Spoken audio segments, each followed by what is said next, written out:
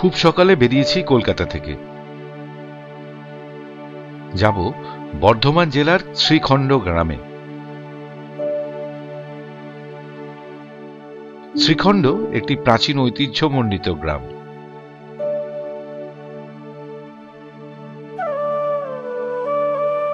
শ্রী চৈতন্যদেবের প্রধান পার্শ্বদের অন্যতম নরহরি ঠাকুরের স্মৃতি বিজড়িত এই গ্রাম। বর্ধমান থেকে এর দূরত্ব প্রায় 50 কিলোমিটার।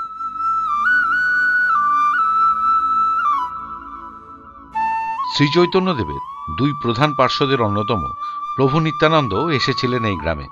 কথিত আছে সে সময় শ্রী চৈতন্যদেবও এই গ্রামে আসেন।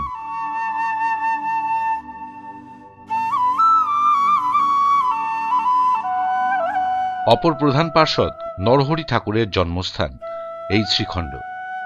শ্রীখণ্ডের আকাশে বাতাসে আজও বৈষ্ণব ইতিহাসের ধারা উপলব্ধি করা যায়।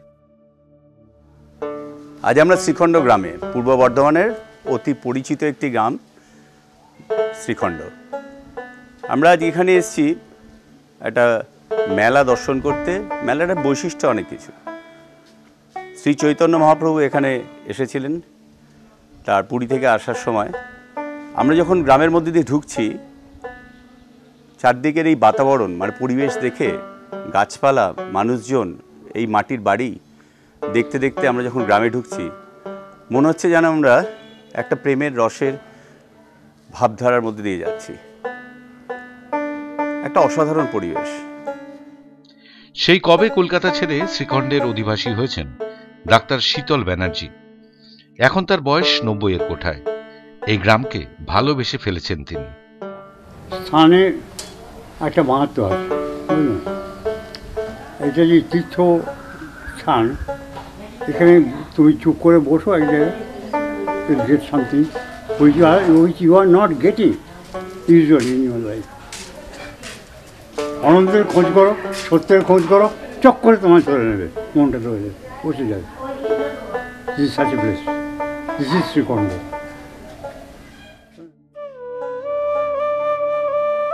চলে এলাম শ্রীখণ্ডের ঠাকুর বাড়িতে।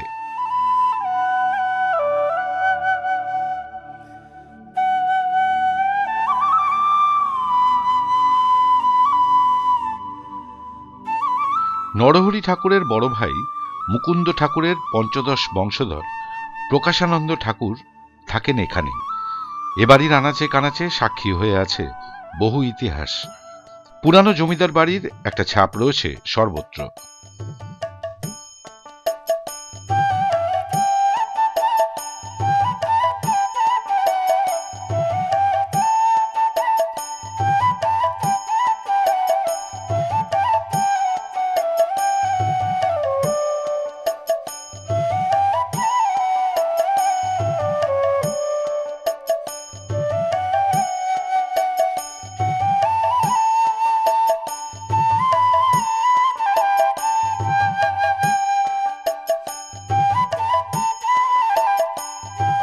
প্রায় 90-এর ওপর বয়স প্রকাশানন্দ ঠাকুরের।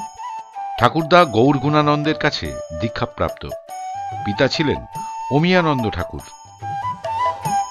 এখন শ্রীখণ্ডে যারা কীর্তন গায় তাদের মধ্যে আমি এখন, সবাই আমাকেই এখন ভালো কীর্তনিয়া হিসেবে বিবেচনা করে।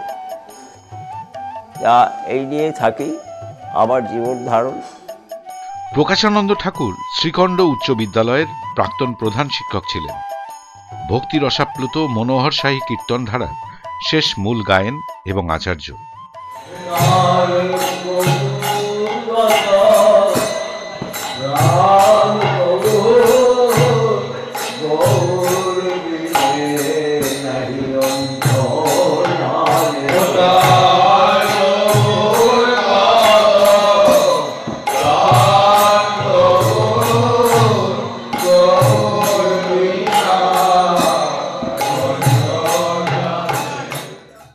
চললাম শ্রীখণ্ডের বৈষ্ণব ঠাকুর বাড়ি দেখতে। আমাদের পথ দেখিয়ে নিয়ে চললেন প্রকাশানন্দ ঠাকুর এবং তার পুত্র অরিন্দম ঠাকুর। ঠাকুর বাড়ির 3টি ভাগ, উত্তর বাড়ি, মাঝের বাড়ি ও দক্ষিণ বাড়ি। 3টি সমতল ছাদের মন্দির। উত্তর বাড়ির মন্দিরের দক্ষিণ দুয়ারি আর মন্দিরের প্রবেশপথ হল পশ্চিমে। এই মন্দিরের মূল বিগ্রহ মদন গোপাল ও রাধারানী। কোষ্টি পাথরের তৈরি মদন গোপাল আর পিতলের তৈরি রাধারানীর বিগ্রহ। 3 ঠাকুর বাড়ির রান্না করা হয় এখানে। প্রথা অনুসারে প্রতিদিন 3 মন্দিরের নিত্যভোগের সেবা পান শতাধিক ভক্ত। নিত্য সেবার এই ব্যাপারটি দেখেন রঘুনন্দন অছি পরিষদ।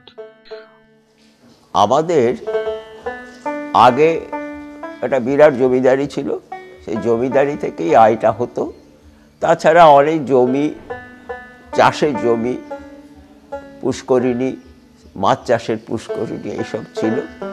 এখন তার কিছু কিছু অবশিষ্ট আছে। মদন গোপালের সাথে একই সিংহাসনে অবস্থান করছেন শ্যামরায় ও রাধারানী বিগ্রহ। এখানেই আছে লক্ষ্মীনারায়ণ ও রাধা গোবিন্দ বিগ্রহ। এছাড়াও এখানে গোপাল ও শ্রীধর বিগ্রহ বিরাজমান। মাঝের বাড়ির মন্দির নরহরি ঠাকুরের ভজনা গৃহ নামেই খ্যাত। এই মন্দিরের প্রবেশপথ পশ্চিম দিকে। উত্তর বাড়ি আর দক্ষিণ বাড়ি মন্দিরের মাঝে অবস্থান করায় একে মাঝের বাড়ির মন্দির বলে ডাকা হয়। ভিতরে নরহরি ঠাকুরের শয্যা ও পাথরের বেদি আছে, যার ওপর বসে তিনি ধ্যান করতেন। সকাল সন্ধ্যায় এখানে ধূপ আরতি দেওয়া হয়। এর পাশের কক্ষে রয়েছে মদনমোহন ও রাধারানীর বিগ্রহ।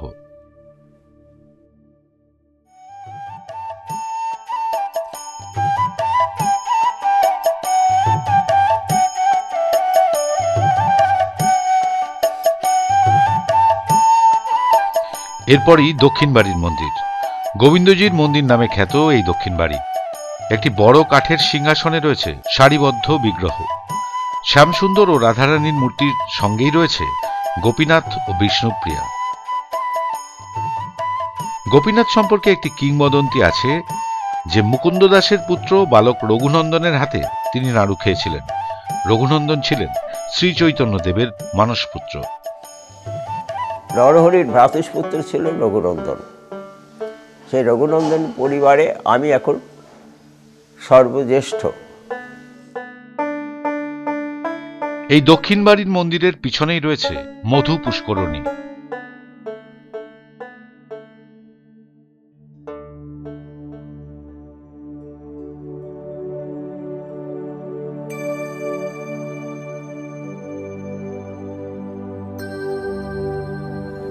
একবার নিত্যানন্দ খুব তৃষিত হইয়া এখানে নরহরির কাছে জল পানের জন্য বললেন।